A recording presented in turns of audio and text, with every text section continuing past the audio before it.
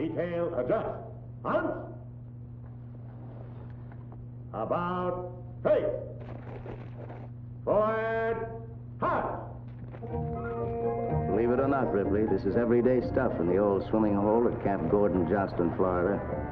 It's what they call an amphibious training center, and these men are getting hep to moving in on the enemy by attack through water.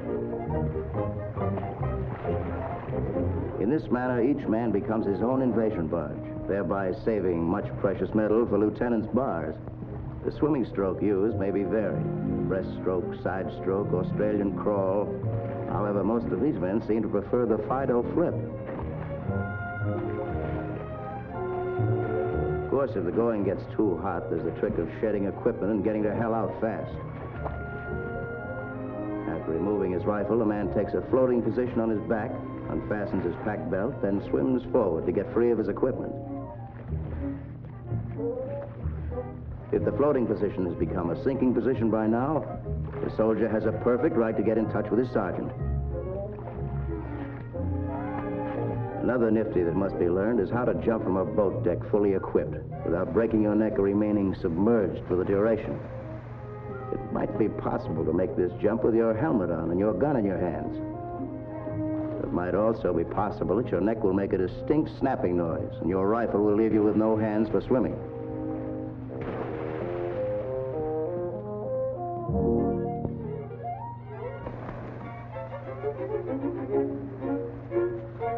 These 10 easy lessons are somewhat similar to parachute troops training, except that there's no parachute, no view, and no air to breathe when you land.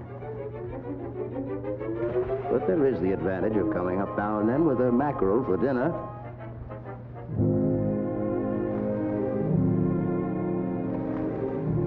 This is one of the more pleasant periods of amphibious training, the chance for a swim without equipment.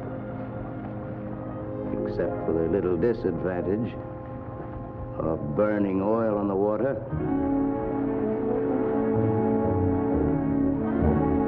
Again, the men learn how to beat the rap by swimming underwater as long as possible and coming up with hands before the face to push away the burning oil.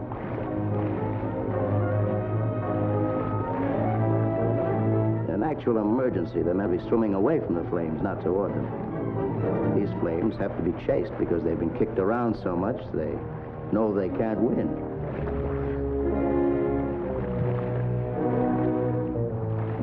A couple of other incendiaries must be getting the same feeling, particularly that flame on Tojo's so-called rising sun.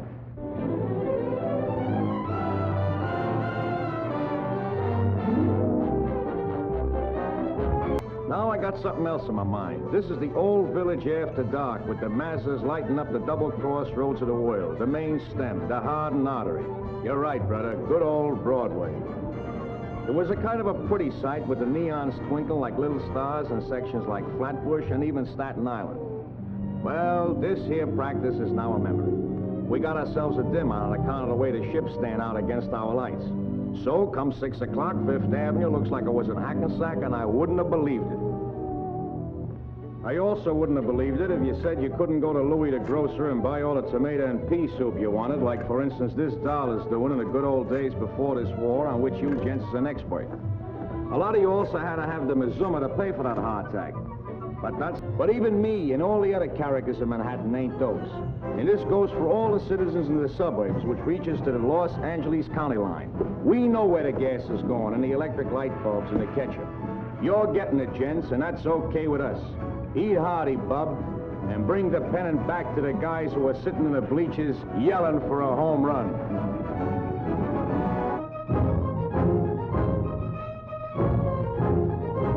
Yes, these are reindeer. The Russians use them to pull sleds over territory where motors would break down. They haul everything from guns to dynamite, and they're particularly useful to bring food to snipers way out in front of the regular infantry units. Speaking of food, the Russian soldier likes his iron rations hot.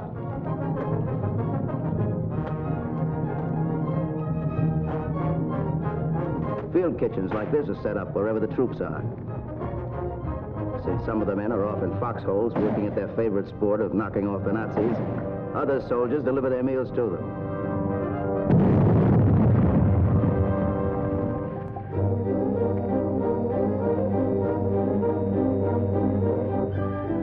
this man is getting his favorite dish, borscht.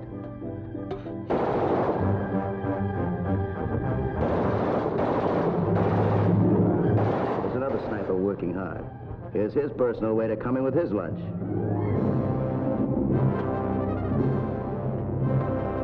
It looks like macaroni, but it's probably shashlik or beef stroganoff. The man feels like working after a good feed, and this soldier is no exception. He's found himself a Nazi. Bingo! He gets the baby doll, which in this case happens to be a shower bath. Yep, a shower bath in a country where the temperature is about 30 below zero. A temporary tent is set up, and the snipers show they've got guts as they start to strip.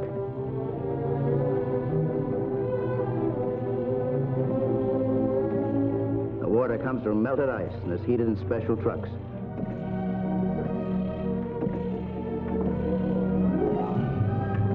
Down to the rind, the men do a good job with soap and hot water.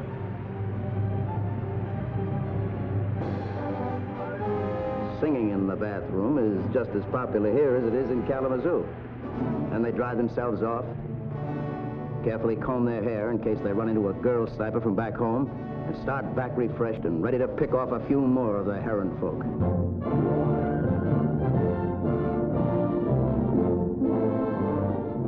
One letter doesn't weigh an awful lot, but you GIs overseas add up in the millions. Your girls and folks back home make a lot of millions more. Your letters take a lot of shipping space, and so, letters or guns?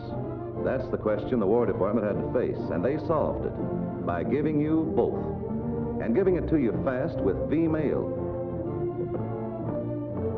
The same form is used everywhere, with room for 400 typewritten words. Any writing tool can be used, typewriter, pen, or pencil. So long as pencils like this are avoided, it's too hard and its mark is almost invisible. A softer pencil photographs like ink. Every day, more and more people use V-mail, and it's always a rush job as far as the post office is concerned. By nightfall, this stack of letters will be on microfilm and on its way across. As the stream of V-mail pouches pours in, the letters are sliced open by a cutting machine, and they are now ready for quick processing.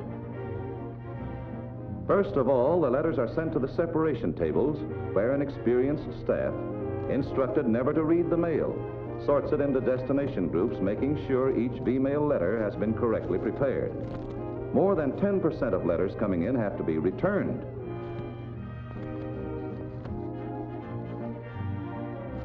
You can't photograph enclosures, snapshots, stamps, bad writing, and so back they go. Correct letters, once they are sorted into destination groups, are given numbers. Then, in trim bundles of 1,600, the V-mail is ready for the next step. In a few short minutes, all these letters will be on a reel of film. Here are the machines that do it.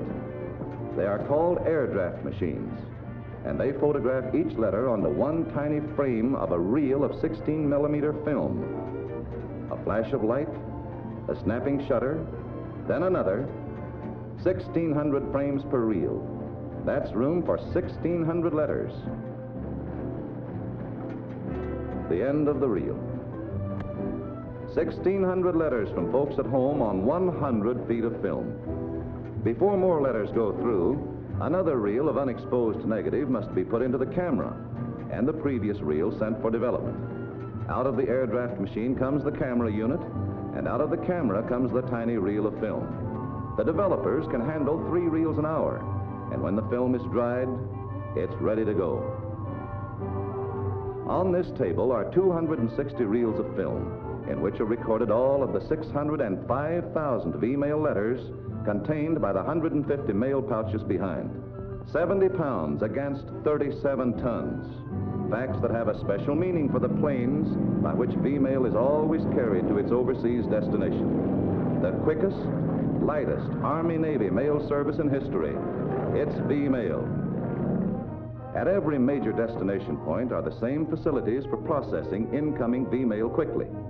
For V-mail coming in, the job is enlargement.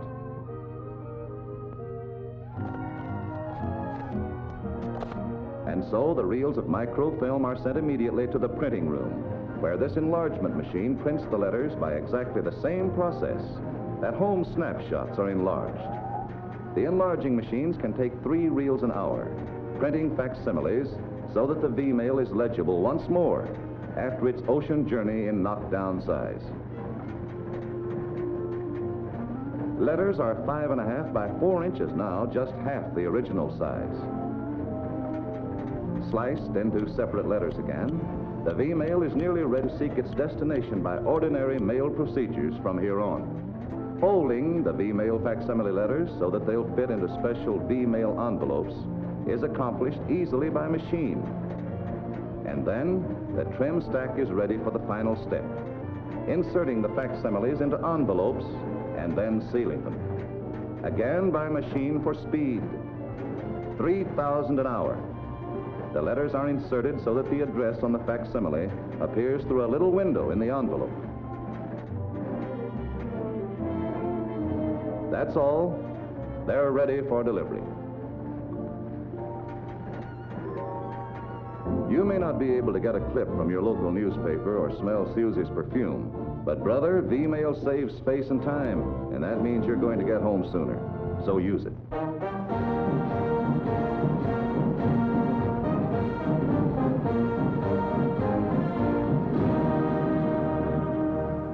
At one time and another, it was my good fortune to have under my command on Guadalcanal men of all the armed services of the United States. If anyone ever held the idea that members of our different fighting units could not work together harmoniously and loyally to achieve a common purpose, one brief visit to that battle area would have quickly dispelled any such thought. We had there Army air and ground units, Navy units working on the sea, on the land and in the air, and Marines of all kinds. You could not tell one man or one unit from another. They dressed alike, looked alike, and they fought alike.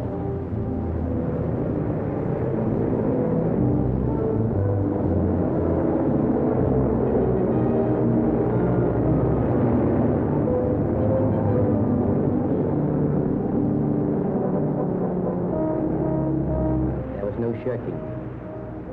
There was no insincerity. Willing hands were found for every task. Not only is that battered island in our hands, but also American soldiers, sailors, and Marines have shattered forever the myth of Japanese invincibility. In the early months of the war, while the Japanese war machine moved steadily from one conquest to another, many people undoubtedly asked themselves what manner of men these were, and how would our troops fare once battle was joined?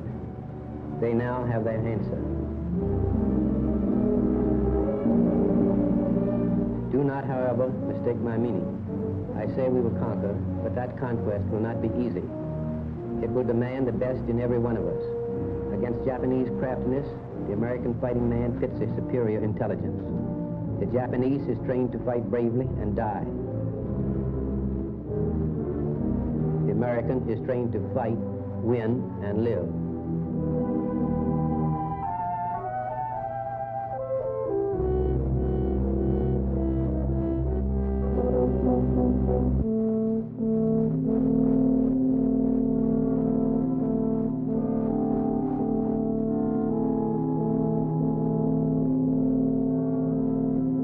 It is apparent that much of the war against the Japanese will be fought in woods and jungle. Prepare yourself physically. Jungle fighting is hard going and calls for the best that is in you.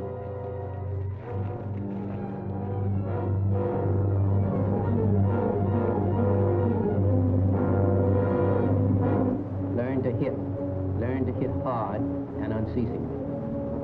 Thanks to your leadership, sir, we did hit, and hit hard at Guadalcanal. And these Japs could testify to it. Time and time again, they bombed Henderson Field, trying to blast us out of an air base strategically necessary to maintain our supply lines in the South Pacific. But they never succeeded. After each attack, we went to work with men and tractors. Tractors hauled thousands of miles across open sea and had Henderson as good as new in 24 hours. Our fortresses were able to land after leaving souvenirs on Japanese installations that they won't soon forget. The heroism of our Marines and airmen and of the soldiers who relieve them are part of the great spirit and determination that chased the Japs out of Guadalcanal, their tails between their legs. And here are some other heroes. The Spook, the Lay's Lady, the Boomerang, who worked ceaselessly in the action that finally made Guadalcanal ours. And hats off to the Navy for protection on the sea. Proof, sir, of that great cooperation between the services of which you spoke. And proof, too, that we're an unbeatable team. We'll be right behind you, sir, when you post the final score in Tokyo.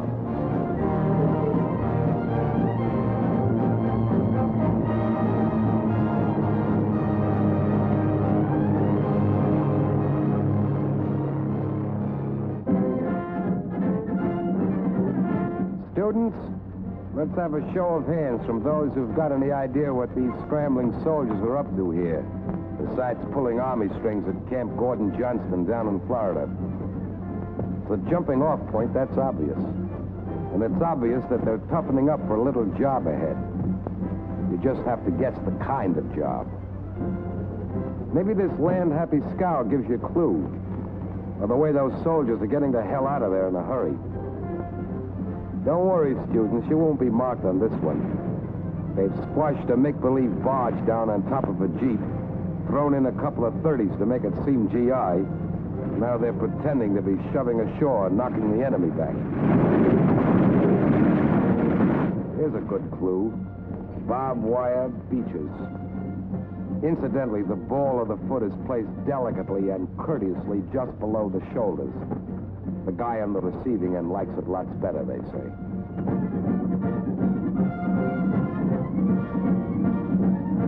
How's the score, students? Barbed wire blossoms on many a coastline these days. Norway, Holland, Belgium, France, Italy, Greece, Japan. It won't be long in some of those places before the enemy will see a scene like this. They're the amphibious forces of the United States Army. United States Rangers, the guys who strike without warning from the sea. First wave, shock infantry, the fireworks. Guys who clear the beach of enemies so big a stuff can get ashore quick. And even in dress rehearsal, they don't fool. They're trained, these kiddies. Students of as rough a little nursery school as the brass hats upstairs could throw together. This is their playfield. It's a little dirty out there, but when teacher has a couple of machine gunners throwing real slugs an inch or two above your tail, mud isn't such bad company.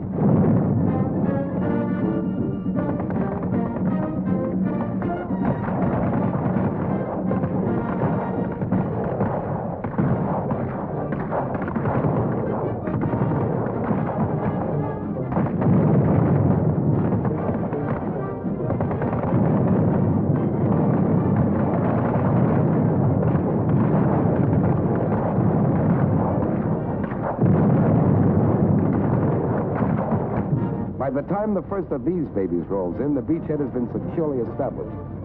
They're Navy craft, students, manned by a Navy crew and called T-boats. They're big, really big. Damn near as much stuff jammed inside as the Hoboken Ferry. 300 soldiers or 10 tanks is just a normal load. And with the guys as before, every move's as polished as a teacher's apple. No twists or angles these sandhogs haven't doped out long in advance. Practice till they could do it with their eyes closed.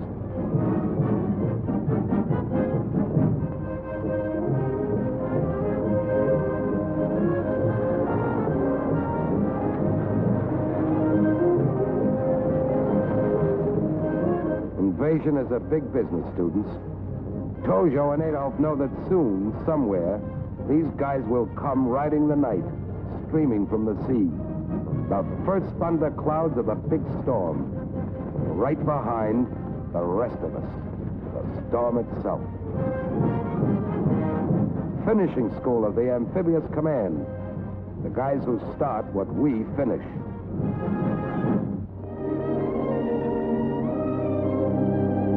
Up in Coscock, Connecticut, Harry Powers and his wife, they live down on Suburban Avenue, took the auto out of their garage and put in a heap of machinery.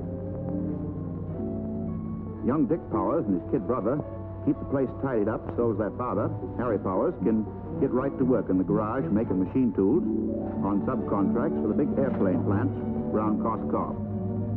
The government calls this a four-man shop, Harry says. They don't count me and Mrs. Powers, but we work here, too. They count Gene Salvatore, though. Gene goes to high school, but he comes to work at the garage just as soon as school lets out. And they count Joe the milkman. There ain't been a day since the plant opened that Joe ain't showed up. One job ain't enough for him. When Joe gets through delivering milk to the people in Cos Cob, he drives over to the garage, takes off his white coat, and gets to work. Joe and Gene used to be on the same bowling team, but ain't no time for bowling now. Sometimes the milk truck's parked out in front of the garage, 10, 11 o'clock at night while Joe's working this late. Ever since Pearl Harbor, Harry and his helpers been working 16, 17 hours a day making these machine tools. Tweezers, yokes, bucking bars, riveting anvils, pneumatic hammer jaws, reamers, hinge pins, the machine tools they make airplanes with keep coming out of the Powers garage 6 days a week, 16, 17 hours a day. When Mrs. Powers ain't housekeeping or cooking for the men, she's down working with them. It's the same for the boys when they get home from school. Except on Sundays, none of them get any time off. Once Harry figured he needed a rest. He went off on a fishing trip, but he couldn't sit still long enough to catch fish. He came home the next day and went to work. But when the Powers are expecting a visitor, they get cleaned up. Particularly if the visitor is James Forrestal, who's Under Secretary of the Navy down in Washington. Mr. Forrestal came to Cos Cob because he wanted to see Harry Powers and his wife and his sons and his helpers. He wanted to give them the Army-Navy E for Excellence. It wasn't much of a day for weather, chilly with a good breeze coming off the Sound. I think there is no occasion in which I have participated that I have had more pleasure and more pride in my country than being able to give you this symbol. I congratulate you.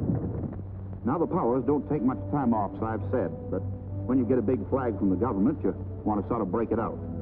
And the flag looks mighty pretty to the family, flying over their garage down on Suburban Avenue. The same flag that's flying over other war plants, 1,000 times bigger than the Powers place. But they don't hang around for more than the feast. They get back to work.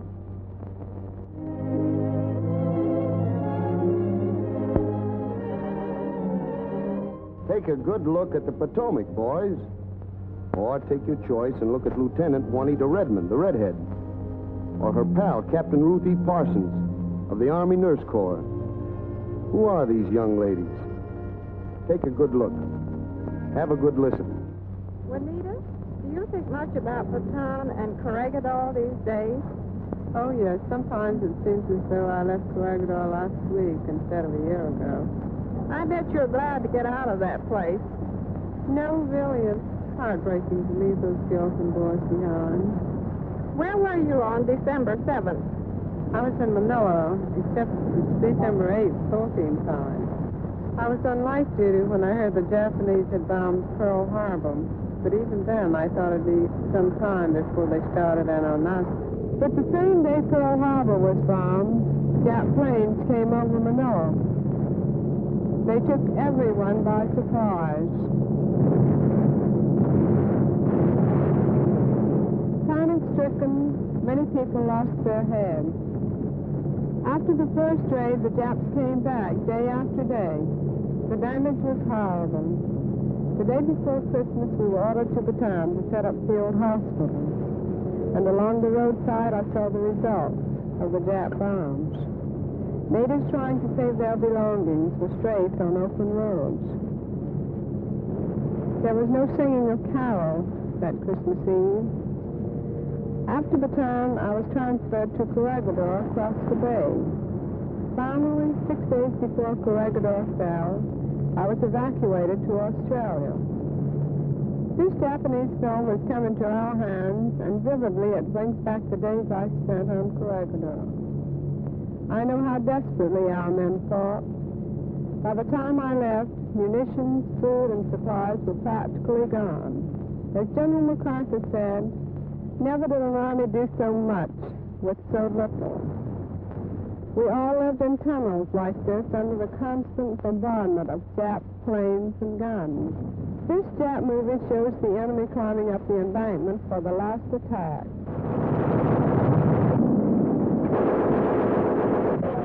They hit Corregidor with every man and gun they had in the Philippines.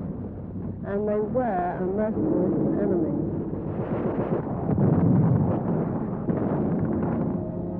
I had just arrived in Australia when I heard of our surrender on May 7th, 5 months after Pearl Harbor. I know how our boys hated this moment. I knew a lot of them well. Many of them I had nursed in our hospital. They fought until they had nothing left to fight with.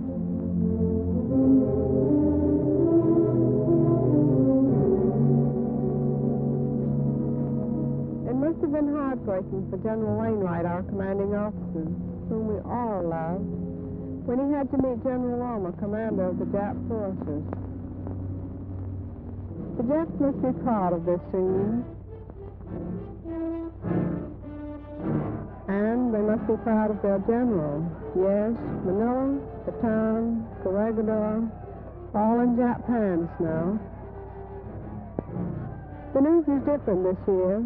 Yes, I wish those men of ours that are held prisoners by the Japs could know that the help that they've waited for so long is well on the way and that they're not forgotten. You're damned right they know, Lieutenant. Help is on the way. The kind of help we wish we could have sent them when their back was against the wall on Bataan and Corregidor. But it took time and sweat to build those ships, which are pushing their way across the Pacific today in ever-increasing numbers. And it took months of training to build a fighting army, too. But now we're rolling. Now GIs from Atlanta and El Paso, Green Bay and Three Rivers are jamming the docks of Melbourne and Sydney. Guys and fighting equipment from the USA down under to do a little job. Guadalcanal, Buna, at 2. That was only a beginning, Lieutenant. Only a beginning.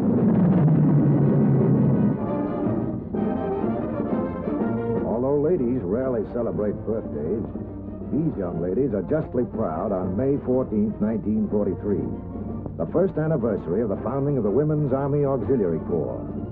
It hasn't been an easy year for the woman soldier. Despite efficient accomplishment of her duties, sideline quarterbacks have taken pot shots at her from every angle. Old-timers eyed her with all the caution of a sourdough approaching a rattlesnake. Rumors flew thick and at random, and many a yardbird had it straight from the feed box that the WACs were the Army's biggest problem since Private Snafu joined up. Yet 1 year after the birth of the Corps, the WAC has a 201 file that stacks up well with the best of them. He's serving with General Eisenhower overseas, so efficiently that he has requested an increase in the North Africa unit. Halt! Line! Face! At Army posts and camps throughout the United States, she's taken up not only the clerical or stenographic sort of duties she might have had in civilian life, but also she's been given new kinds of jobs requiring newly acquired skills. As a dispatcher for the Air Corps, a motor pool mechanic, a radio operator, efficiently handling the new and complicated GI equipment. She's freeing fighting men for the job of getting the war over with in a hurry. Now that the WAC enrollment quota has jumped from 25 to 150,000, and they're appearing all over in increasing numbers, a lot of guys have an honest curiosity. Forget the idle chatter. On the level, what is this WAC outfit? The Women's Army Auxiliary Corps was formed by an act of Congress at the request of the War Department. General George C. Marshall, Chief of Staff, said that the use of available woman power in the Army would contribute materially to the successful prosecution of the war. One of America's most distinguished women, Mrs. Ovita Culp-Hobby, was appointed director of the newly formed Corps, with rank corresponding to that of colonel in the Army. Every WAC is a volunteer. She enlists because she wants to. She's going in of her own free will to help win the war quickly. She's between 21 and 45 and must be an American citizen. First off, she gets a mental alertness test, and then an interview with an officer who determines her suitability for the Corps. Then, if she passes her physical, she's sworn in and sent to one of the 5 basic training centers where she undergoes 4 weeks of tough basic training. The complete GI routine from typhoid and tetanus shots through military courtesy right down to KP. All of it except for the manual of arms. Both physically and mentally, the training is strict and comprehensive. And whether it's chemical warfare drill or Red Cross life-saving practice, he's got a lot to learn and do in 1 month. From here, she may get orders for duty at an Army post, or she may continue her training at one of the 6 specialist schools, where she will study further for a specific duty. Officer candidates are recommended by their commanding officer, then interviewed by a board. If they manage this hurdle, they spend 6 more weeks of study. The successful few are then commissioned 3rd officers, 2nd lieutenants to you. Each company assigned to a post is self-sufficient with its own administrative officers, its own PX, its own mess with whack cooks, and its own fatigue details. Here again, it's apparent that the WAC is determined to prove she's primarily a soldier, asking no special consideration or attention. Why not? Well, for one thing, most of the WACs have a brother or a boyfriend or a husband somewhere in the service. Like this auxiliary whose son is in ODs overseas. Sometimes he's been wounded or has given his life and can't fight any longer. This officer's husband was killed in battle, but she's receiving the Purple Heart awarded him. It's her war, too. Yes, it's their war, too. And as the Women's Army Auxiliary Corps begins its 2nd year of even greater and more expanded activity, America has reason to salute its women soldiers, all part of the same army, all working to win the same war, and all strictly GI.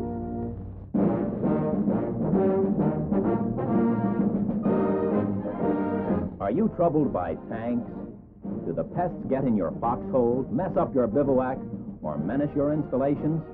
Well, your worries are over. Your favorite store, the Screaming Eagle Hardware Company, USA, first with the best, has done it again. The newest and best tank eradicator on the market, the M10 Tank Destroyer, guaranteed, and I do mean guaranteed, to blast the last swastika off any tank she meets. Easily accommodating its crew of 5, the new M10, affectionately known as the Little Beauty, handles with the ease of a kiddie car. And with her new improved bogies, rough terrain becomes smoothest highway.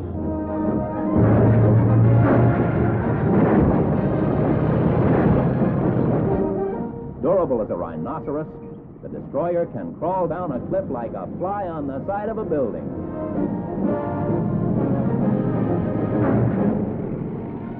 And how is she in water? Why, gentlemen, the Little Beauty might well be called the M10 Duck.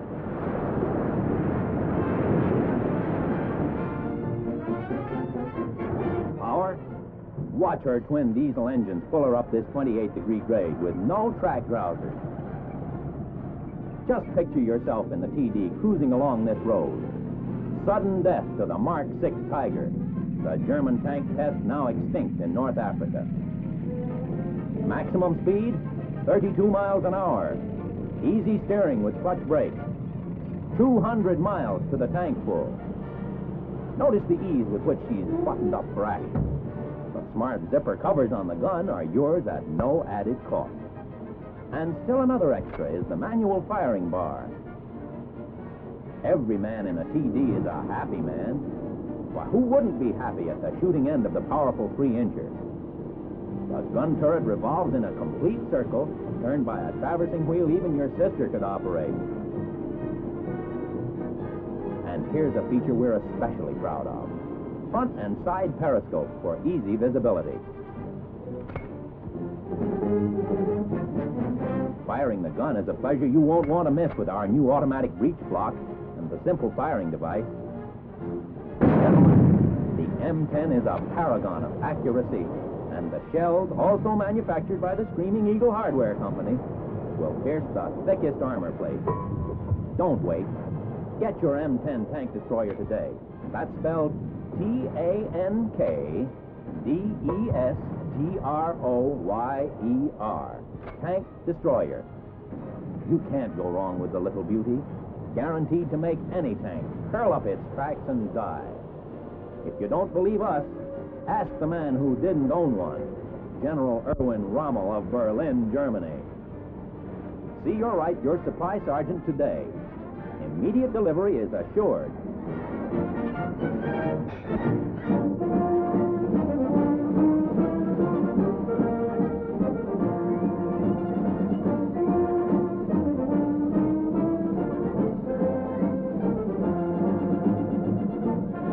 Hi, Ted. What do you say, boy? How are you doing? Sure, good to see you. Sure good to see you, too. Meet Captain Ted Lawson and Captain Dean Davenport of the Army Air Corps. You may have heard something about a little flight they made last year. They were pilot and co-pilot in one of those B-25s which took off from the deck of the Hornet and delivered a basket of eggs to Tojo. Sure great to see you again, Ted. Good to Yeah, chat with you. good to see you, too, Dean. Say, did you ever get married when you came back here to the States? No, not me, Dad. I thought you were in that hospital in China. You were always saying when you first got back to the States you were going to get married first. No, I was in China, Ted. Things are a little different here. You're not fooling, they really are. I didn't think we'd ever make it. Say, remember that crash we had out there on the beach then? That's no fooling. Oh, that was a little rough. Never heard so much noise in my life. No, it really was. Hasn't been so terribly long ago, though, really just a little over a year. 79 men and 16 planes on that ship waiting for the moment to take off for Tokyo. Funny we weren't more nervous. It was almost as if we were going on a regulation training flight. Remember the day Doolittle tied that Jap medal on a bomb? The guy who sent it in said we should return it with interest. And we did. It was on our plane, wasn't it? I think so. Maybe it was a bomb that blew that steel smeller to smithereens.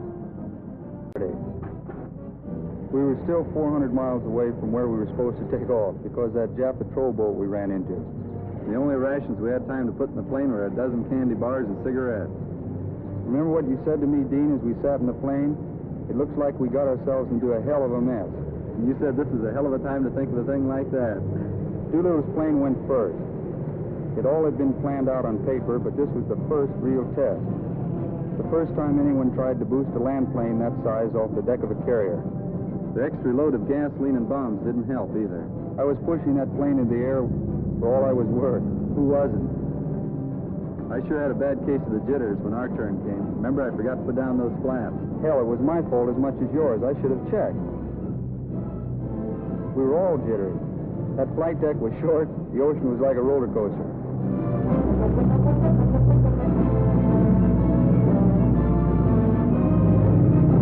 We all made it. That's what counts.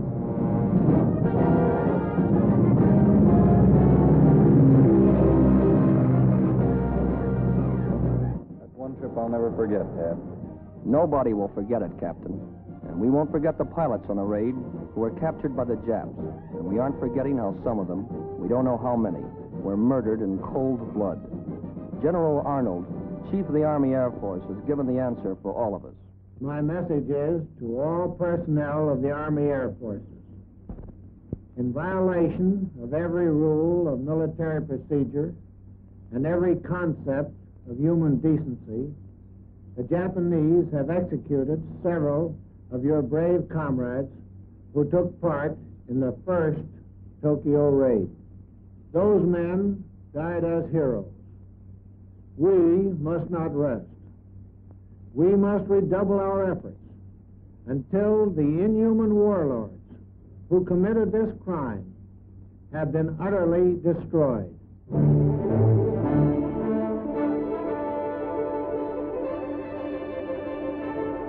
Welcome to Camp Atterbury, boys. But boys is hardly the word for these members of the United Automobile Workers Union who've asked to come out here for 3 days to live with the men they're making weapons for, to take a crack at the kind of training their friends and sons and brothers are getting. They get the old reception center workout with the medics, with the supply line, stuff that fits, stuff that doesn't fit, fatigues, long-handled drawers. For them, the works. It's a ragged-looking body of citizens on a hike, but one of those gents might have made your bomb sight, so don't throw rocks at them. Maybe they can make bayonets, but they've got a lot to learn about handling them. Incidentally, That elderly character sneaking off the edge of the Trick Bridge has 7 children, but this toggle rope proposition isn't much like walking across Brooklyn Bridge. That's an expert spot welder taking a break in the pool. The pearl diver is a 4-star man with machine tools. And these part-time recruits making up beds for Saturday morning inspection are the guys who wire the instrument panels on bombers. And now the guys in ODs return the call to take a look at what's new in Detroit. Tanks and planes coming off the assembly lines, faster, better, more. 100,000 planes already and still more on the way. And these soldiers from Camp Atterbury are impressed by the precision and the power of the men and machines that now make Detroit a 24-hour town. And so the worker and the soldier exchange shop talk about their jobs and get to call each other by their first names. Does it do any good? Well, listen to what one of the Detroit men had to say about his visit to Atterbury. This war is going to be won with plenty of guts and plenty of sweat. The boys in the armed services have plenty of guts, and we on the production front have got to give them plenty of sweat to back them up.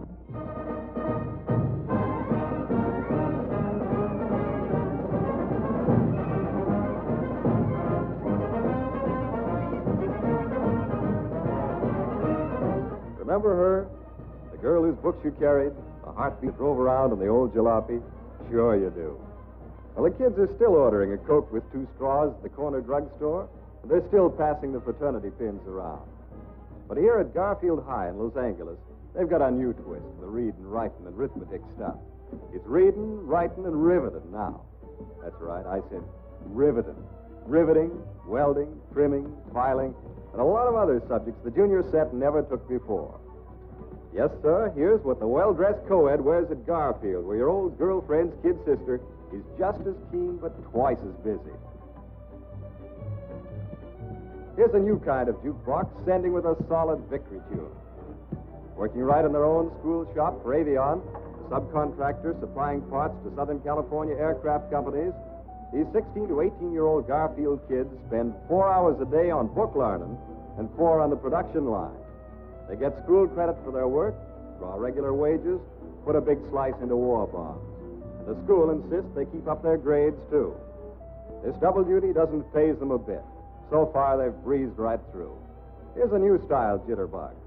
The day of the big football game, the game of games, day of days, there wasn't an absentee in the lot. And brother, that's patriotism. The old rah-rah stuff is nowhere for the duration. These Hepcats are too busy with the rivet gun. The stuff they turn out must pass all government requirements, and does. Avion and Army Air Forces inspectors can't praise their work on these nacelle doors for Douglas planes too highly. And here at Lockheed Aircraft, they're trying another youth power plan. Boy power this time. Cooperating with the Board of Education, Lockheed has taken the lead in hiring high school boys on a part-time basis.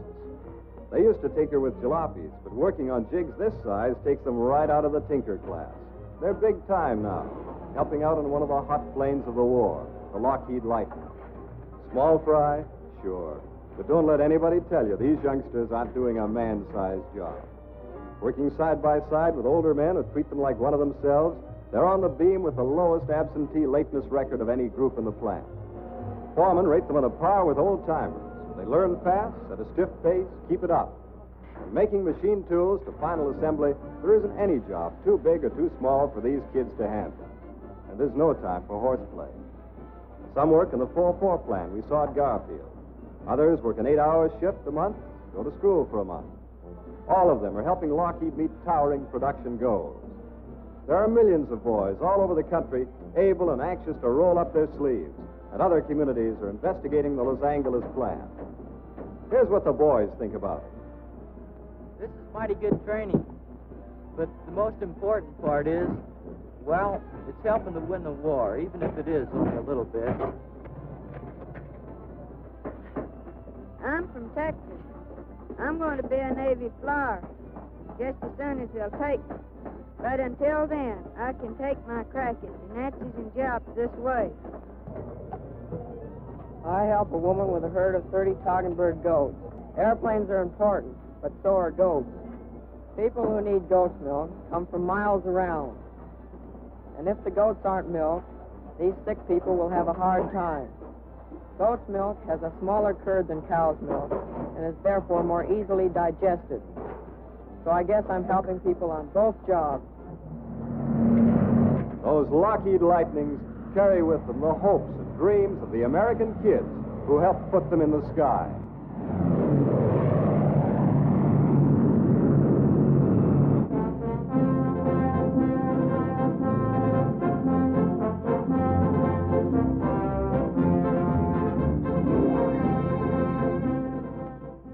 This is the Army-Navy Screen Magazine Cutting Room, where combat film taken by Army, Navy, and Marine cameramen comes in from battlefronts all over the world. The Marine Staff Sergeant with the Expert Medal is 22-year-old Norman Hatch from Boston, Massachusetts. Sergeant Hatch went in with the first wave on the landing at Tarawa, armed with a pistol and a hand camera, and brought back a film record of the fighting on that island that looks as though it had been taken through a front-line gun sight. Let me see that a second.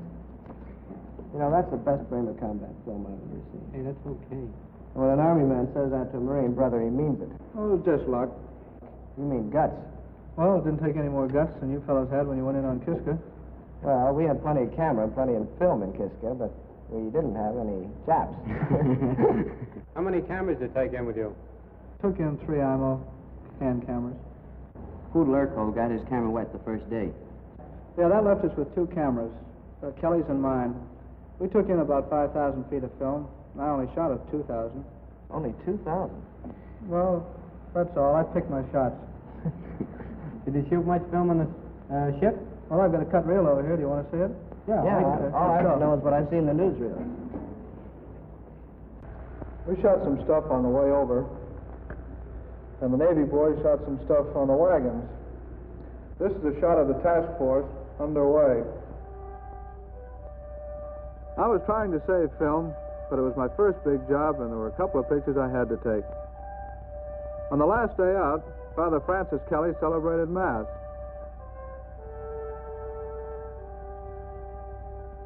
"24 hours later, a lot of those fellows were dead. A Navy steward baked a cake, and the frosting had a big laugh, but the warning didn't seem so funny when we hit the beach on the next day.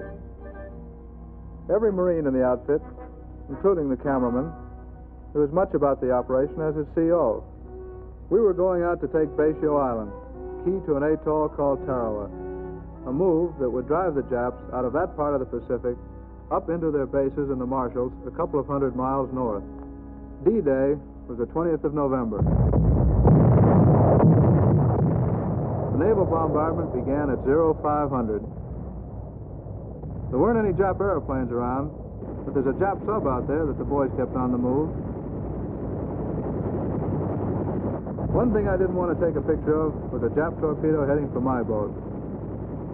Our Army and Navy planes had been pacing the island for 5 days, and it didn't seem as though anyone on Basio could have lived through that bombing. And we weren't green. I've served with the Marines for 5 years, and more than half of the task force were veterans of Guadalcanal. But we figured there wouldn't be many live Japs left on the island. Navy men on the wagons took these pictures of the loading of powder charges. I was slated to go in with the first wave, and we were waiting around with the Amtrak. Everybody got a kick out of watching the wagons unload on the target.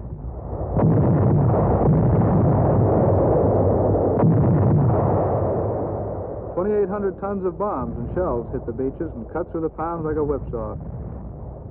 We packed shovels along with us, but we figured we wouldn't have to dig any foxholes, only Jap graves.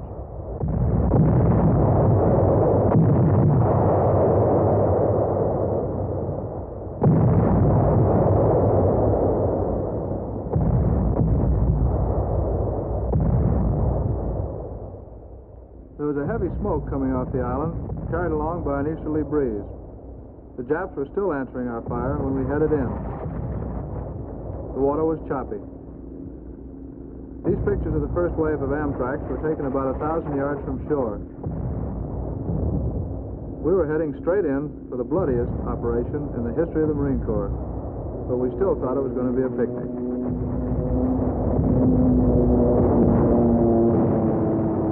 There's a gasoline dump going up. The air support was good.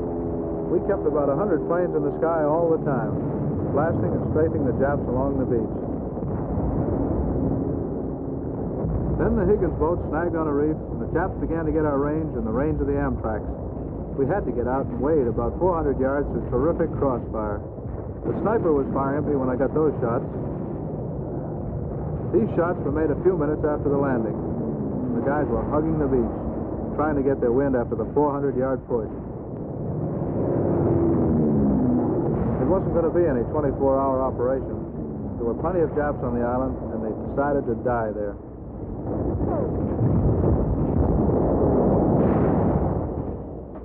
The Japs had spent every day and night for 15 months getting the island ready for a fight.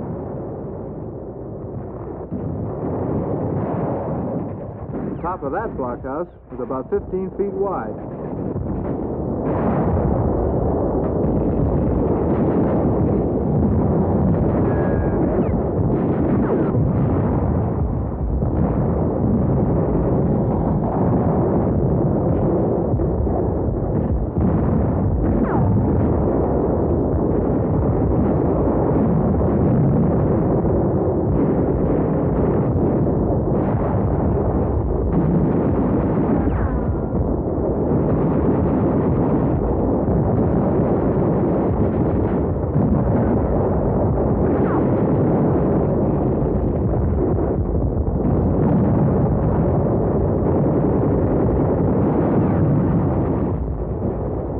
The exits covered with machine gun and rifle fire.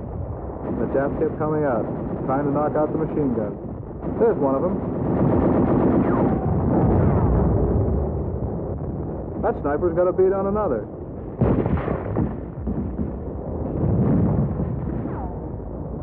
There's a squad of them. Boy, it was hot that day and was I sweating.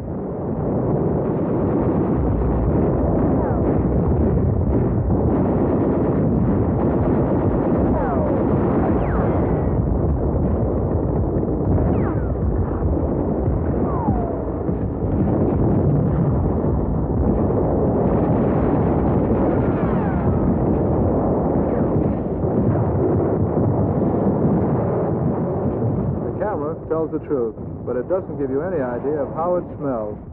And the smell on that island was bad.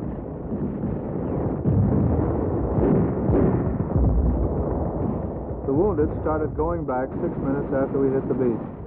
And the stretcher bearers, all members of the shore party, were the unsung heroes of Tarawa. Plenty of them got hit.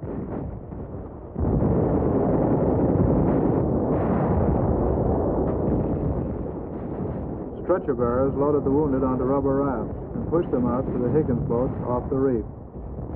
That was the only way of getting them out. They couldn't load them on at the pier because of the snipers. We lost more than 1,000 Marines. More than 2,000 of our men were wounded. I'd served with the outfit for 15 months, and I knew a lot of them. On the third day, that Marine, the one without the helmet, was souvenir hunting when he found a couple of Japs in that foxhole. The Japs lost 5,700 men. Imperial Japanese Marines defending an island that wasn't 2 miles square. That gives you an idea of how important Tarawa was in their plans. It was the stiffest price they've ever paid, and one of their greatest defeats. We call those two the brothers.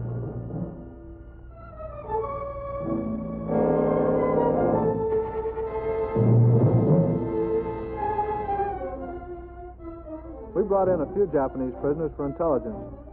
No more than a couple of hundred. That sniper was nearly 6 feet tall. The prisoners had to be stripped to keep them from concealing weapons, and they'd hide a weapon anywhere. They were sullen and still hoped up over the idea that they were supermen, even after they'd been captured. The Koreans were different. They were men whose country had been captured by the Japanese, and the Japs brought them out to Tarawa to work as slaves. When we got back to Pearl Harbor, they told us that in Cairo, Roosevelt, Churchill, and Chiang Kai-shek had guaranteed Korea her independence on the same day that we saved these Koreans from the Japanese. I took these pictures the day before Thanksgiving.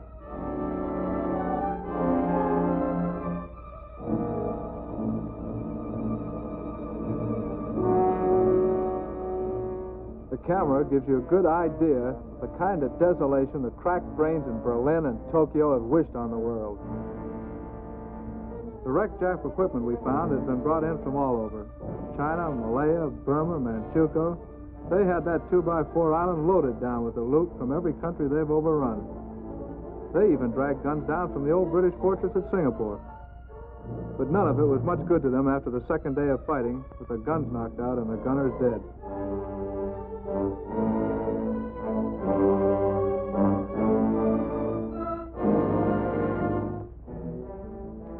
There's a kitten I found in the tracks of a Jap tank.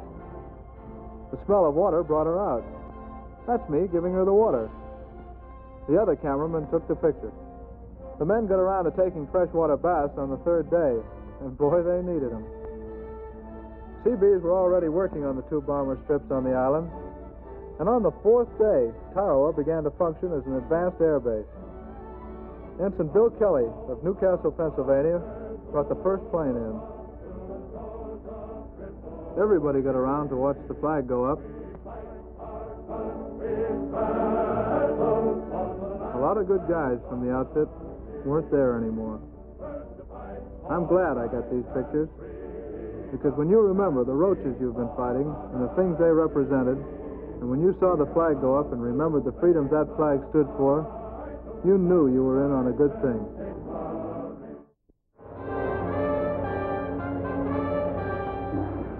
This is Assam. These are the Paktai Hills on the Burma border. A forbidding 6,000-foot barrier between the Japs in Burma and our growing forces in India. Down there are hidden American outposts scattered through the hills. This is one. Call it Station X. Advanced eyes and ears of the 10th Air Force, standing a constant watch for marauding Jap bombers winging over the Paktais, trying to get through to vital Allied bases in India. Although sometimes the Naga tribesmen wander by to trade food for a couple of empty cigarette tins, the 8 men at X are alone. Time hangs heavy. But even while doing the countless personal chores which fill their daylight hours, each man has learned to keep eyes and ears keyed every second for the telltale drone of Mitsubishi Motors in the distance. Even the dog is a terribly important part of every day. Each soldier who starts the tough trek inland to an outpost hitch has volunteered to go, even though there's not a chance in a million of a DSC or Silver Star in this kind of work. At first, the trip's easy, going up by jeep until civilization quits and jungle takes over.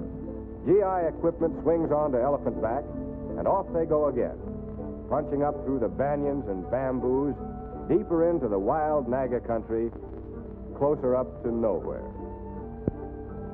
Then the trail ends, and natives shoulder up to push on through trackless brush. These are the headhunters, and those immense knives are used whenever they get a hankering to slice off somebody's head. But so far, GI savvy, combined with a few rupees and a little extra vigilance, have kept them friendly. And out here, that's a life and death matter. Then the long jungle trip's over, and the outpost begins. Out on the real tag end of the tag ends of the line. From now on in, it's dehydrated food, unceasing responsibility to the 10th Air Force, and solitude. From now on in, the only link with civilization in the USA will be these C-47 Bananas of the Air Transport Command.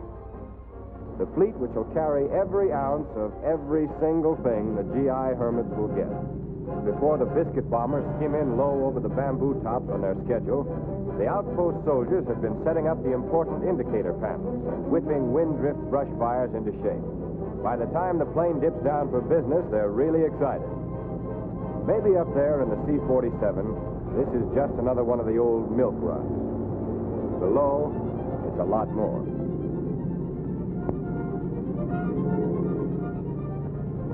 As the lifeline of supply tumbles onto them under silt, it's the difference between living and, well, trying to scrape some sort of existence out of desolate Indian mountain country.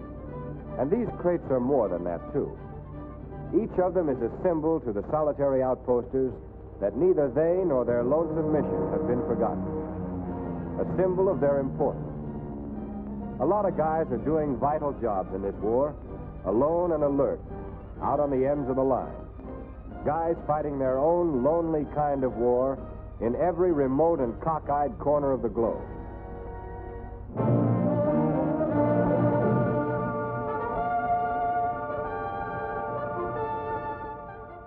This is Munda, famous Jap coffin corner on New Georgia Island. Here, for 38 savage days and nights, occurred some of the bitterest fighting in the Central Solomons. And this is the start of a routine day. As a battalion of highly trained engineers set out to rebuild Munda's strategic airfield for American bombers and fighting planes. Ormunda is a vital link in the system of roads and airfields circling Rabaul, and a key base of the first importance when it comes to blasting Jap shipping and harassing Jap transports in the South Pacific.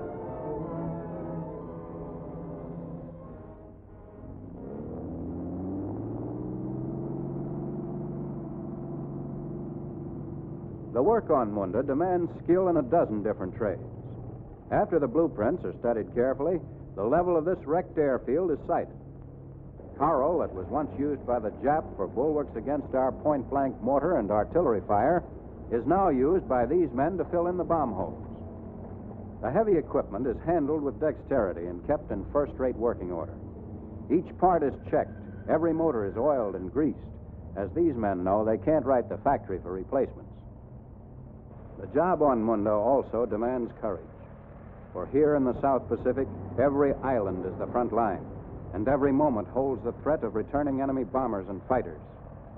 Build and build quickly. Fill in the holes. Level the earth. Pack it down hard.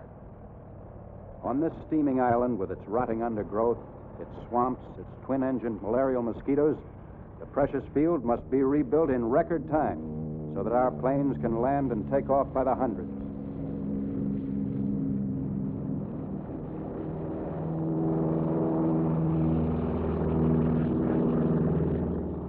Back at camp, mail gets a #1 priority. Letters are flown halfway around the world by the Army so these men can know what's happening in Louisville, Ann Arbor, Los Angeles. Afterwards, the men get a chance to relax and eat the food that has become the fuel for one of the toughest, most lonely jobs in this war. Out here in the middle of the world, a tent serves as a chapel, and the men listen to the gospel according to St. John. Later, there are hymns. Nightlife is limited to the Munda Cotton Club. There's no cover charge, also no floor show, no Duke Ellington or Lena Horne. But you can play cards or write a letter, telling the folks back home what it's like, how Munda protects our grip on the Solomons, and the road we're building that leads toward Rabaul and Truk, the Lincoln Highway to Tokyo.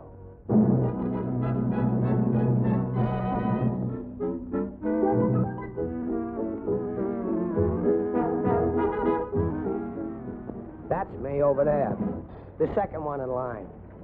And I am a very sad jeep my first day as a civilian. Here I am with a medical discharge, and it looks like I'm ending up in a junkyard.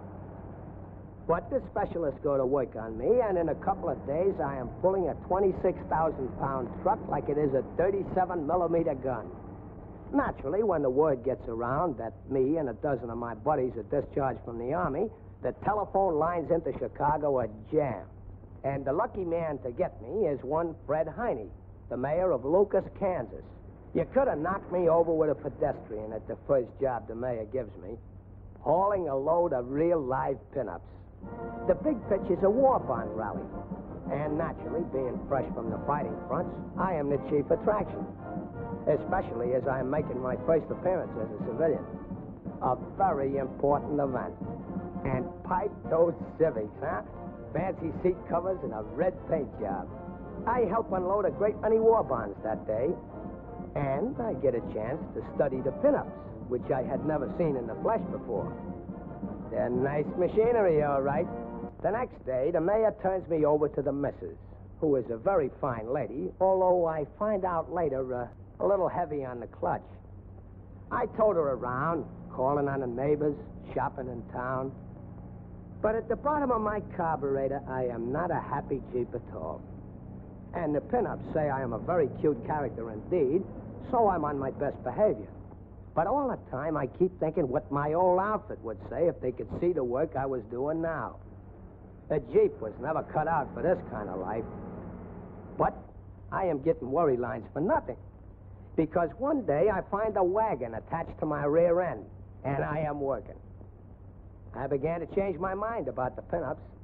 Maybe the guys were right about the dolls being good for something, because it seems that they're doing most of the work on the farm. Of course, I gotta admit, working with dames does have certain advantages. What a touch. And right in my most ticklish spot. There was never anything like this in Italy. And when they step on the accelerator, brother, I think I'm gonna blow my spark plugs. Right away, the mayor gets hep to the fact that I take to farming like little Bo Peep, making with the fertilizer, hauling ice, doing every job a hay burner does, only better. When I round up this ration on the hoof, I pretend like they are the Nazis I rode herd on in Africa and have quite a time for myself. The moos take one look at me and know I mean business. Why, it is just like being in them Western pictures.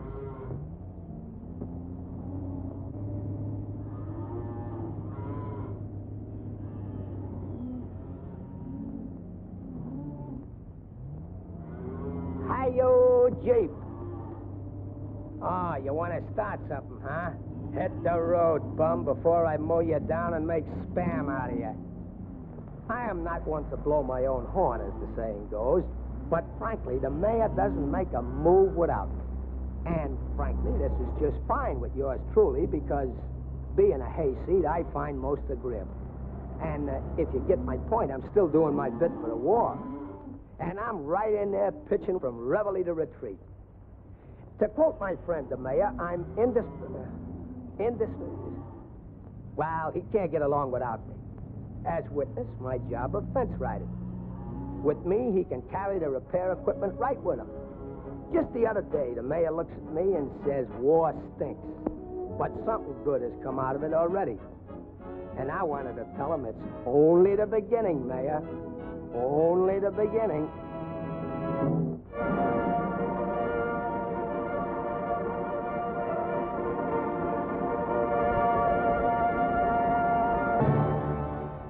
This is Stalingrad. Almost before the last German was killed or captured, the young people of Stalingrad were at work rebuilding their heroic city. This is where 300,000 of Hitler's crack troops were encircled and destroyed, where the Red Army wrote finish to defense in depth and changed the course of the entire war.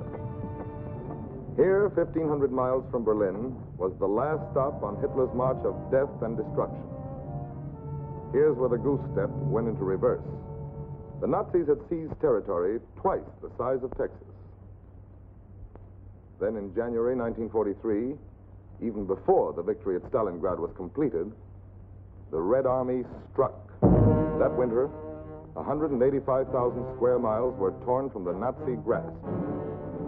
This was just the beginning. That summer, the Red Army launched the greatest strategic offensive in history. Orel and Belgorod. August 23rd, Kharkov. Novorossiysk and Taman. Bryansk, Smolensk, the Dnieper River, Kiev, Zitomir. And the spring of 1944 found the Red Army more than halfway from Stalingrad to Berlin, driving the last Nazis from the soil of Russia, smashing forward again and again on the battle line of 1,200 miles.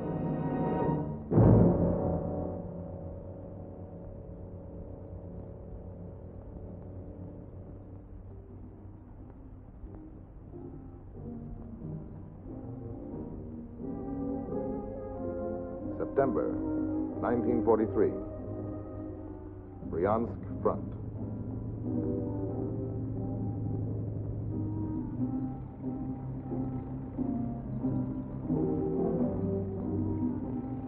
Generals of the Red Army today are young men, aggressive men. Commander-in-Chief of this sector is General Popov. Young, aggressive. Coordination and timing on a tremendous scale. That's Red Army strategy.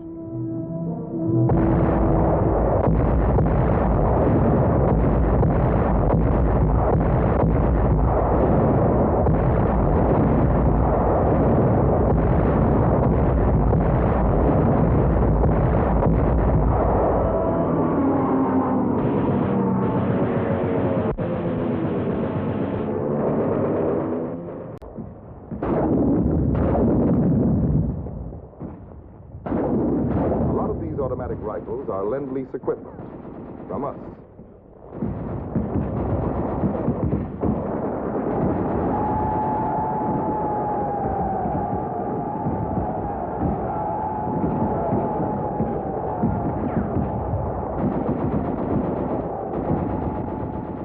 That's a camera with a telescopic lens.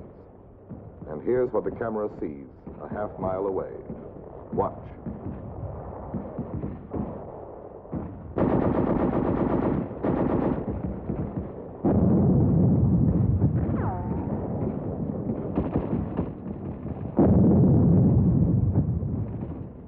Next, help from the rear of the enemy lines. Organized guerrillas attack behind the German positions.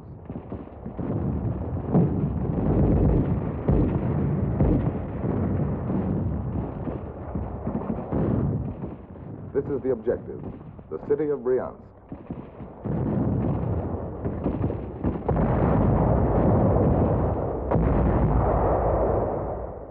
The city itself becomes a battlefield, a place for hand-to-hand encounter. No tanks can do this job. And this is work that has to be done the hard way, by the infantry.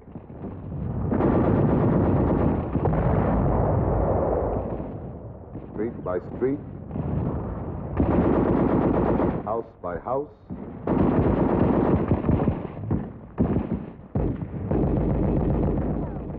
floor by floor.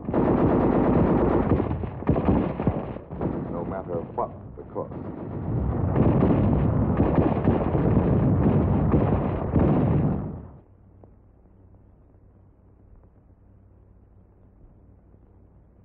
Bryansk is retaken.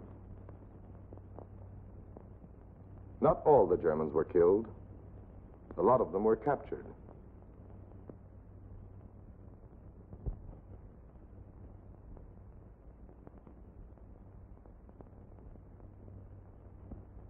This is the enemy. Your enemy. It's no use studying their faces. The faces tell you nothing. They look like very ordinary people. Maybe once, a long time ago, they were ordinary people. Farmers and bank clerks and schoolboys.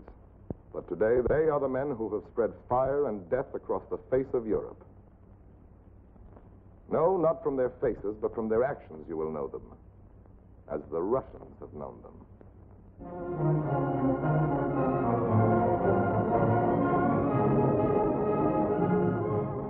Wherever the Nazis have gone, they have looted, pillaged, murdered. Bryansk, like hundreds of other cities and villages, is completely destroyed. They were here for 2 years, the Germans, she says. Look what they did to our town. And look over there. Restricted zone, no trespassing. What were the Germans trying to hide?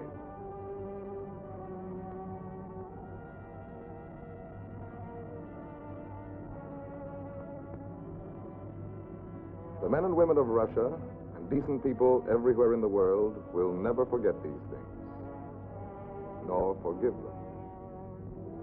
The persons responsible for these crimes face a terrible justice.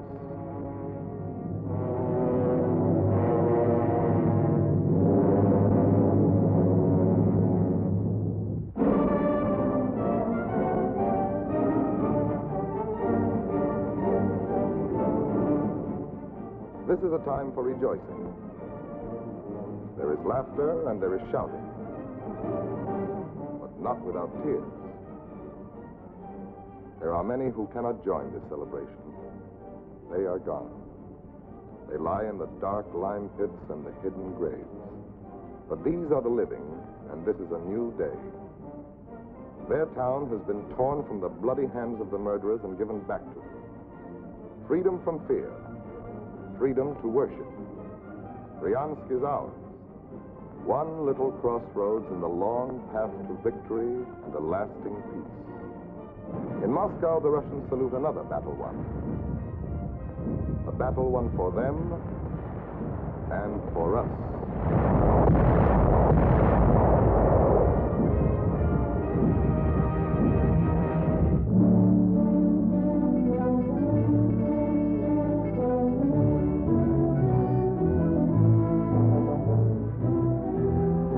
Surprise, son? Yep, your old man, in Coast Guard uniform, on duty at a port of embarkation. Sure, I know I'm too old to fight. I found that out when I tried to get back into the Navy. The doc was nice enough to give me an examination when I told him about the 3 hitches I'd done when I had more fuzz on my scalp. But, well, he said I'd better leave the fighting up to you out there in the Pacific. At first, I felt like a duck in dry dock, son. Wanting to do something and being told I didn't have the stuff. It was all right during the day while I was on the job down at the garage with your Uncle Harry. We've been busy as the devil trying to keep old jalopies in tune. But in the evenings, when your mother and I'd be alone in the front room, reading a paper or listening to the radio, I'd get that doggone useless feeling again. And then one night I found out that a lot of other overage geezers had got the same feeling. We're doing something about it. They joined up in the Coast Guard Volunteer Port Security Force. The idea is that by doing night patrol and sentry duty in the port areas, we can release regular Coast Guardsmen for sea duty. That man I'm talking to is head of the outfit I joined, Commander Roy Ward. He finished the last war as a major in the 361st Infantry, AEF. That little fellow enlisting is Eddie Mann, less than 4 feet high. The Army and Navy turned him down, but he doesn't give up easy. And that seaman, first class, he's talking to used to be Lieutenant Colonel in the Army. Of course, there's no pay in this outfit, and we're in for the duration. But when I stack that up against what you're doing, I don't bust any buttons. But come nighttime and Sundays, we're all back in school together for 90 days of military training, including that old close order drill.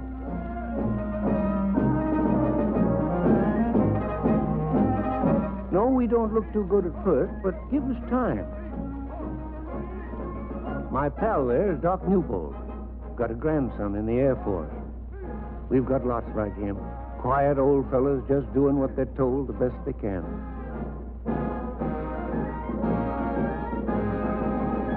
Before we go on the range, we have to get acquainted with the 38 we're going to carry. J.C. Russell knows the answers all right. He ought to. With a son in the Armored Force and a daughter piloting planes for the Ferry Command. I don't do so bad myself. But Jack Murphy's squeezed in so tight he forgets the answers before he can get on his feet. We get the works in those 90 days, even judo.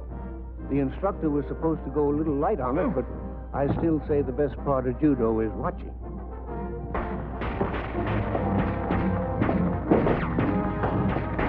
Later, we try out what we learned in pistol class.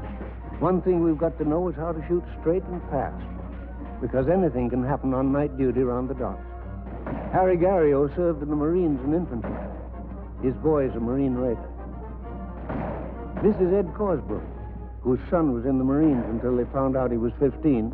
Then he joined the Army Transport Service and was lost off the coast of Australia. It hit Ed pretty bad, but he just works all the harder. Well, finally comes the big day when we get into those Coast Guard uniforms for our first inspection. Our outfit was reviewed by Commodore Philip F. Roach of the 12th Naval District, no less. I'll let you in on a secret, son. He remembered me because I fixed his car once down at the garage.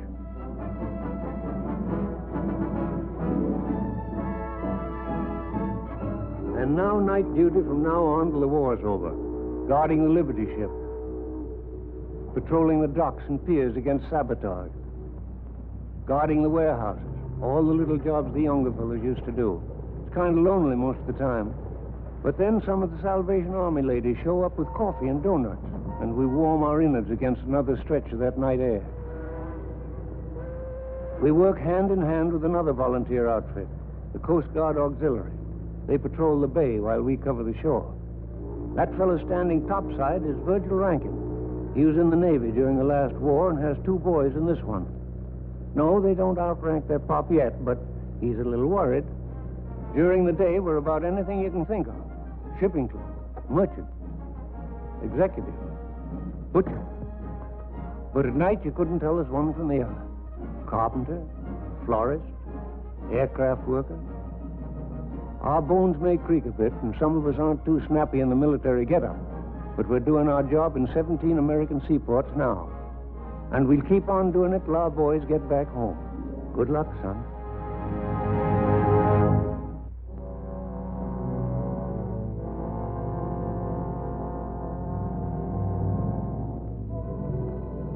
It's a funny war, all right, when men who were your enemies a few months before end up marching at your side. But that's what happened behind the lines in Italy when some of the Italian Alpini, among the best mountain soldiers in the world, offered to show us the tricks they'd learned in a lifetime in the Italian Alps. We took them up on it so we could get the local slant on mountaineering to add to the training we'd received back in the States at posts like Camp Hale in Colorado. The fundamentals learned at home still applied in Italy. For instance, the hay burner was still the mountaineer's best friend, although that hardly looks like what you ought to do to a friend.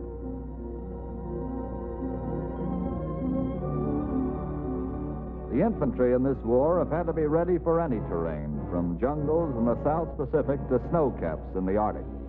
Now the time had come when the mountains of Italy had to be tackled. For these mountains, which once were just pretty pictures on a postcard, had become fortresses for Hitler's men. Most of the mules only went up halfway. Then the going got too tough for them. But the doughboys, the infantry guys who never stopped, kept right on climbing. What turned out to be a tough and intensive course began with the Alpini and their Tyrolean hats and GI jackets giving us a demonstration. To these guys, transporting a mortar across a 1,000-foot chasm offered no problems at all. It was all ABC stuff to the Italians, who passed on a lot of valuable information to us on how to live and fight up there where the air is thin and where a slip is something you only do once. We knew we were watching experts, all right, when we saw them bring down a casualty from a mountaintop as easily as if they had an elevator installed up there. It was a maneuver, by the way, that came in mighty handy to the medics when we hit the front lines a couple of mountains away. Of course, there was a lot of speculation about these men who'd come over to our side. Maybe they were just trying to climb on the bandwagon. But most of us decided, as we watched them go through their paces, that it was probably just a case of a bunch of guys who'd seen what the terrible years of fascism had done to their country, and now wanted to help in every way they could to get rid of it. We had to hand it to the Alpini, who were as agile as mountain goats going up and down sheer cliff with their climbing ropes. They were men who knew their business, and they were well trained. It looked to us like the Italians were going to be hotter on the business end of a rifle firing at fascism than when they were firing for it.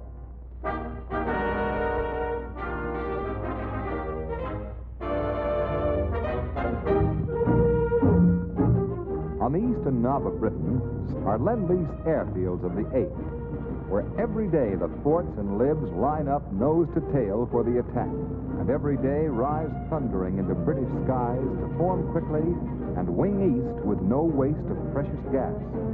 These are the heavies of the 8th, heavy with bombs, and heavy with immense responsibilities to America, to Britain, to Russia, and to China.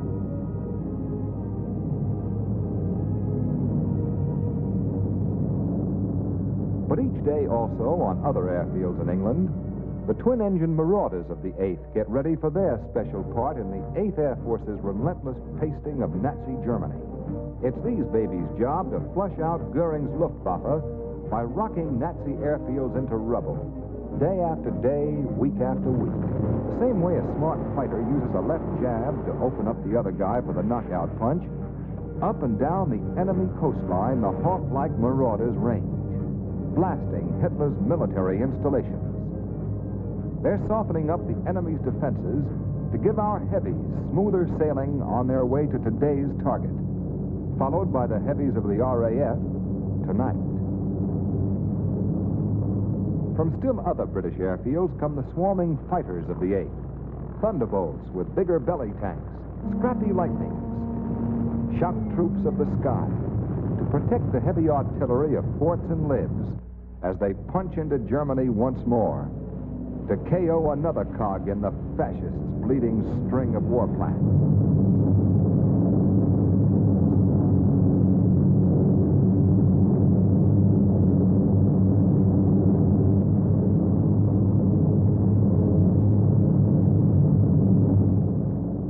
The air battle, and battle it is, may begin as the bomber fleet crosses the enemy coast and will last for 3 hours or more of hammering hell. All the way into the target and all the way out in relays, the fierce little wasps of the fighter command hang and buzz over the lumbering bomber armada, giving hell to the Nazi interceptors with better than a 4-to-1 ratio of victories. And wherever the bombers of the 8th have fighters beside them, not one of the Nazis' so-called secret weapons can keep the forts and lives from doing exactly what they set out to do.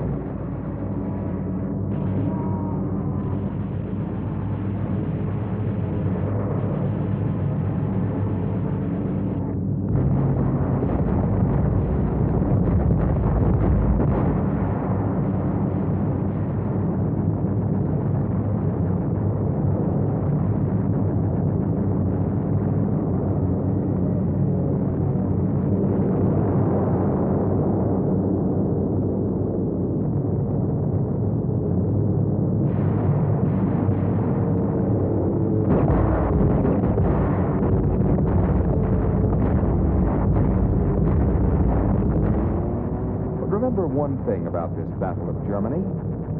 These are no longer just air raids, wreaking destruction on the scale of sabotage. Fascist Europe today is besieged by bombers. By day, the 8th Air Force is destroying Germany. By night, the RAF is destroying Germany.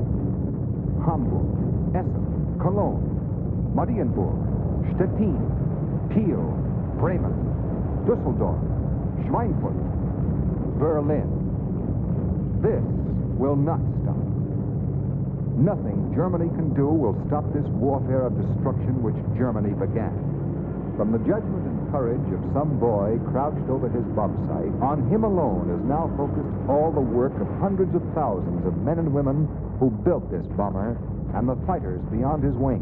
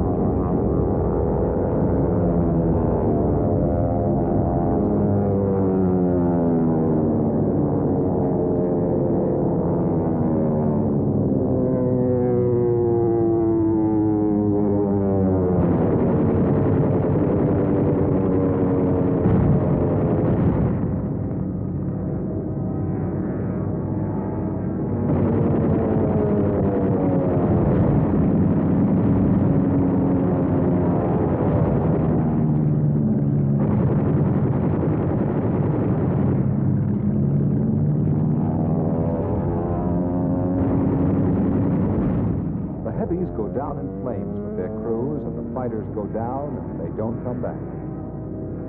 Sometimes the guts and stubborn skill of a flyer in his cockpit, fighting the controls of his ship, will save a fort, apparently in defiance of every principle that keeps a plane aloft. They've slugged their way back with 3 engines gone, or with tails and wings blasted to shreds, or control cables shot out, fighting off the Nazis, who love to spot the cripples in their run home and gang up on them. But the demand for cool courage and leather nerve doesn't stop with the sight of the British coast. Gas is always low those last few miles, and the damaged planes must be down. As one by one, the heavies come in from today's mission, another 8th Air Force chapter has been written in the history of the Battle of Germany.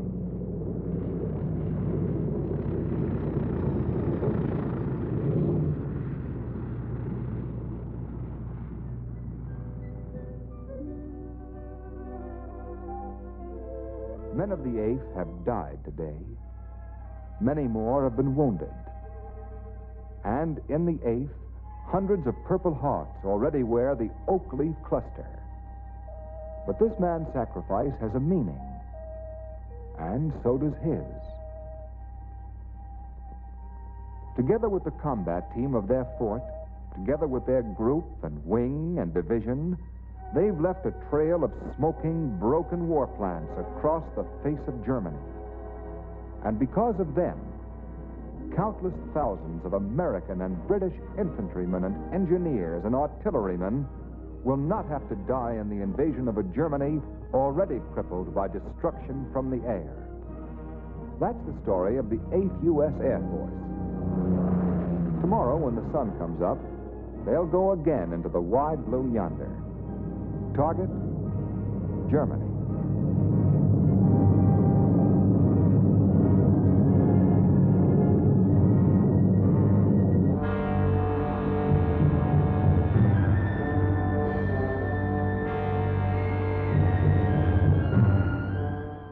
This is the Far East, a few million square miles of land and water which the Japs wanted for their own.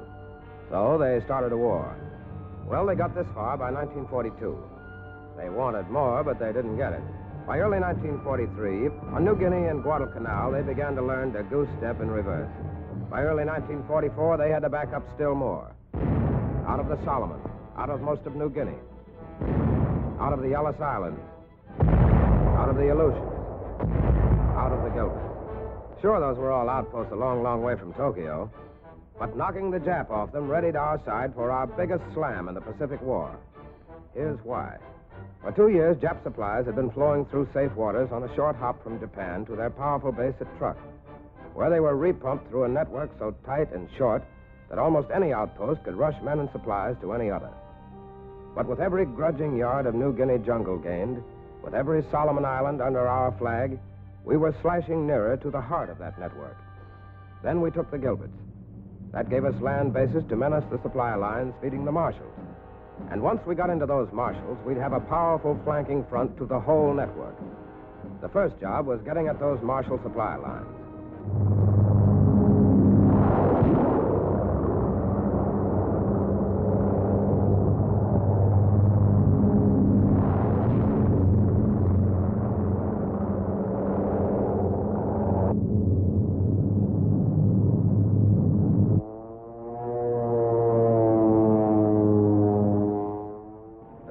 In the staff rooms called it neutralizing. They wanted to wither up those arteries of supply one by one. They wanted to send those Jap ships carrying oil from the Indies, coal from Indochina, guns from Yokohama down to the bottom, sinking them until each Marshall Island was completely isolated from the rest.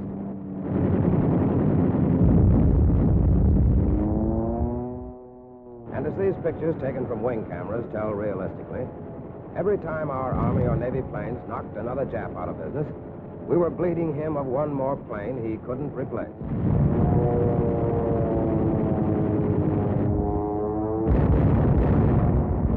Yes, we neutralized all right.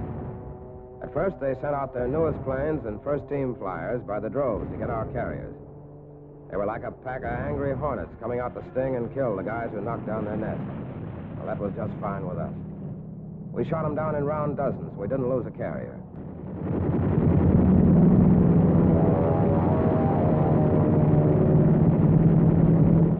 They were reckless and determined, roaring in so close you could touch them almost, and get them with the 50s.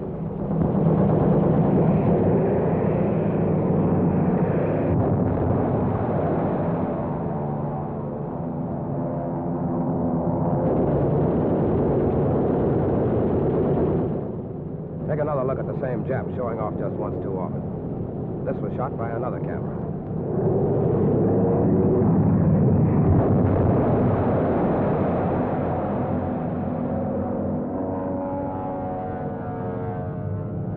For 75 days, every day, we pounded those two long strings of coral atolls called the Marshalls, neutralizing. We pounded Millie and Jalawin, and Malialap, and Kwajalein, and Eniwetok, and Woch. We pounded every Jap airstrip and every Jap seaplane base and every Jap shop and warehouse and depot in the Marshalls into smoke. We were now able, for the first time, to give the business to these outposts of inter-Japanese defense because at long last we had enough carriers. Because the Jap air threat to those carriers had been liquidated. And because we had airstrips in the Gilberts, a few hundred miles away, for libs of the 7th Air Force. The Japs had counted on these islands heavily, long before Pearl Harbor, and had fortified them during 20 years as powerful bastions of the Jap Empire itself. After 60 days and 1,700 tons of bombs from the 7th Air Force and Fleet Air Wing No. 2, they had no power left. During the last 2 weeks, fighter resistance in Ack-Ack, which had been fierce at first, fiddled down to helplessness. And the only sound on those islands was the thud of our bombs and the crackle of our 50s.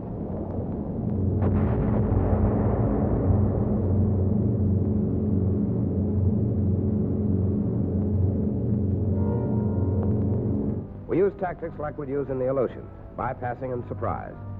Instead of cracking smack into a bloody battle at the nearest key Marshalls to the south, where the Japs probably expected us, a division of Marines from the Gilberts and a division of soldiers from the Aleutians pulled a quick sneak, an unobserved end run to Kwajalein, center of the already mussed-up Jap supply network. And with the Army and Marines, by the way, was probably the biggest fleet of carriers and battle wagons in the history of the world.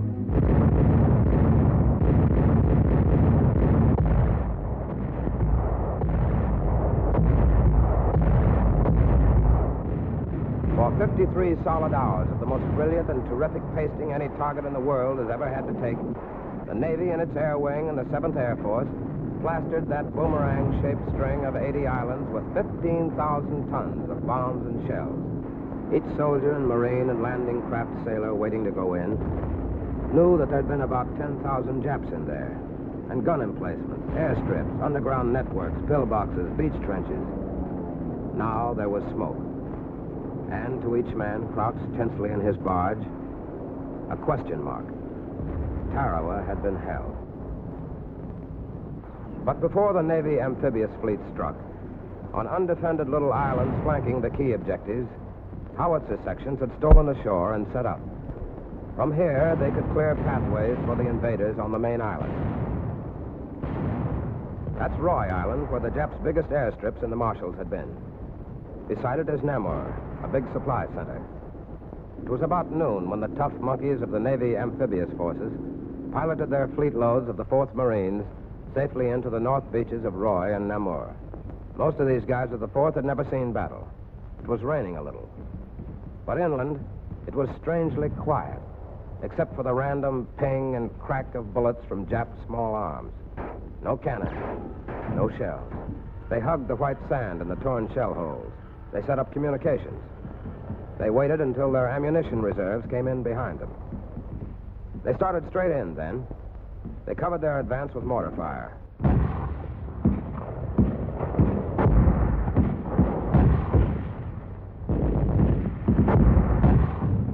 On a half-mile wide Coral Island, there's no room for complicated tactics and flanking movement. There's just infighting. Shell hole hopping across flat, empty sand with no cover. Each guy fights his own war against the Japs, hidden out there somewhere in the rubble.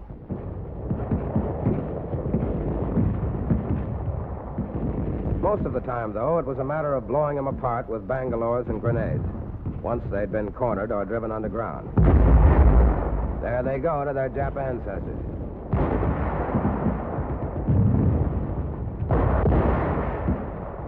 The rest of the few still alive were like crazy spiders. They hid under rocks and in their pillboxes and tunnels and holes, killing everything they could kill until they got stepped on. Like that. Like that. The flag went up on Roy and Namur in 24 hours. As the smoke cleared, the story of the weak resistance cleared too. This twisted, gutted shambles of concrete was the kind of bristling Jap fortress our planes and ships had leveled for the Marines at Roy. This was the citadel at Namur. But down south 50 miles, where the Army's 7th Infantry Division had landed to get Kwajalein Island and its naval base, it hadn't been so quick. Kwaj was a lot bigger. It was harder for naval gunners to level completely, and easier for the Japs to defend in depth.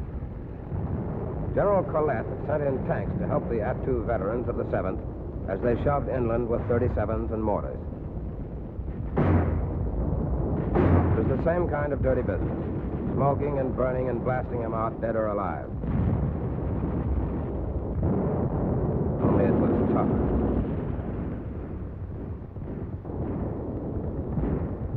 Most of the time, the Japs just died. Sometimes they'd go crazy and try making a break for nowhere. Like that. It didn't make a lot of difference what they did.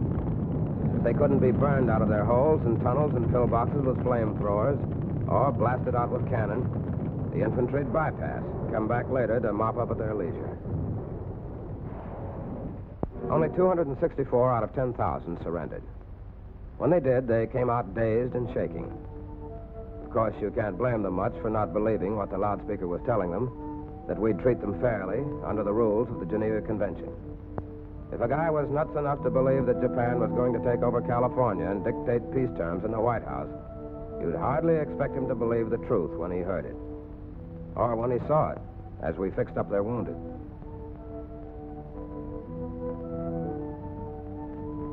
One thing sure, it's a cinch none of that pitiful handful of survivors was a happy Jap.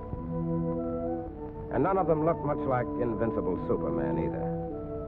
Not with the stink of their own dead in their noses, and the sight of their American captors around everywhere on their island. You can bet your last nickel they would have looked even worse than this if they could have heard that night's sour broadcasts from Tokyo. One cannot hide the fact that the Pacific War situation has become most grave. The enemy's advance into the Marshall means that the United States has entered our territory. The first such event since the beginning of our war to liberate Greater East Asia. We are confronted with a situation where the fate of Imperial Japan will be decided. But it's a little doubtful if any of those sullen, monkey-like human beings were much concerned about the fate of Imperial Japan. More than a couple of them expected the same fate they gave our boys who were captured and slowly tortured to death at Bataan. Instead, they got cigarettes and food and water. Soft? The record shows who's soft. We just happen to be civilized. That's the difference. The Stars and Stripes were up all over Kwajalein when Admiral Nimitz came ashore on the 5th day to see what the islands looked like. In the debris and dust of the twisted defenses, he listened to play-by-play accounts of the 4th Marines and of the 7th Infantry Division, led by Major General Charles H. Collette. That's him on the left. Well, Admiral Nimitz was proud of what had been done to gain America's newest possession in the Pacific, and he was proud of the way it had been done. As he went back aboard his ship, he said so. I look ahead with confidence in what these men will accomplish. They are welded together into a powerful amphibious team. There is no question as to what they can do to the Japanese. But in the minds of the fighting men, as they shouldered their packs to go back to their transports, there was only one question. Where next? The battle for Roy and Namur and Kwajalein was over. A battle that had ended with a firm American foothold in Japan's outer empire. Now they were moving again. Once more, part of the huge Pacific team which had been slowly blasting its way westward, but always into the rising sun. Japan would feel the might of that vast team at Paramashiro and Truk, Enewetak, the Marianas, the Admiralty Islands. The men of Kwajalein were ready for whatever lay ahead. They were leaving behind them a new American flag flying at the entrance to the lagoon, and 286 comrades dead in the shallow coral sand.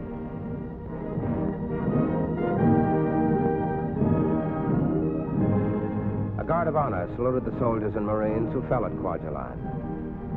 But it was a salute to men everywhere. the hills of Italy to these atolls in the Pacific.